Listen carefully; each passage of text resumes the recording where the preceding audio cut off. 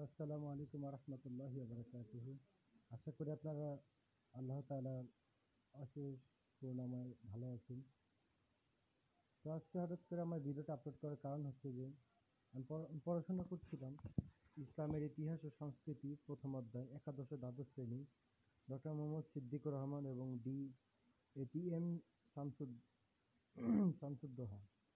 কিছুদিন আগে আপনারা দেখেছেন টিভি সংবাদে যে ভাস্কর্য নিয়ে একটি বিতর্ক চলছিল মুসলিম এবং আলেমদের মধ্যে এবং যারা বাংলাদেশের গণতন্ত্রের শাসন লোক প্রশাসনিক লোকজন আছে তাদের উপরে।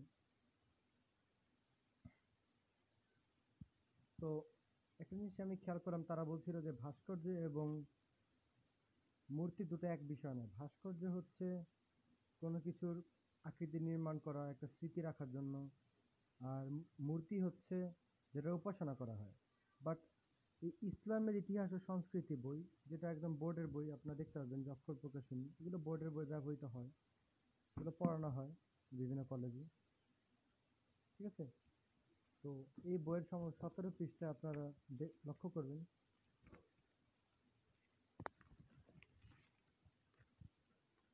এখানে ভাস্কর্য নিয়ে একটা লেখা হয়েছে, পিরামিড গড়ার সূত্রেই মিশরের ভাস্কর্যের শিল্পের বিকাশ ঘটেছিল। বিভিন্ন সমাধিসৌধ, ধর্মমন্দির ও প্রাসাদের প্রবেশ পথে ভাস্কর্য নির্মাণ করা হতো।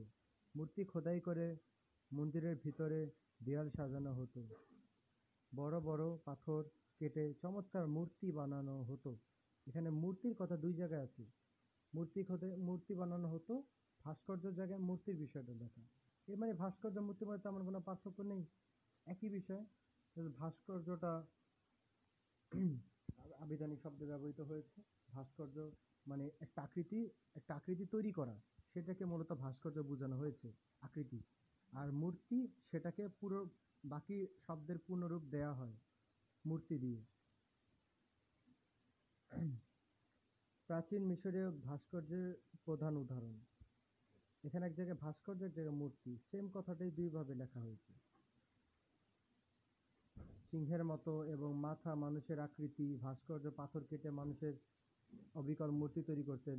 এই দেখেন, সিংহের মতো মাথা আকৃতি ভাস্কররা, এখানে মূর্তির কথা, ভাস্কর্যগুলো দুটো একসাথে গুলিয়ে ফেলা হয়েছে। আপনারাও দেখতে পারবেন, এটা 2022 সালেরই প্রকাশনী, 2022 সালের জানুয়ারি মাসে প্রকাশিত হয়েছে। তো এটি ছিল কথা, যে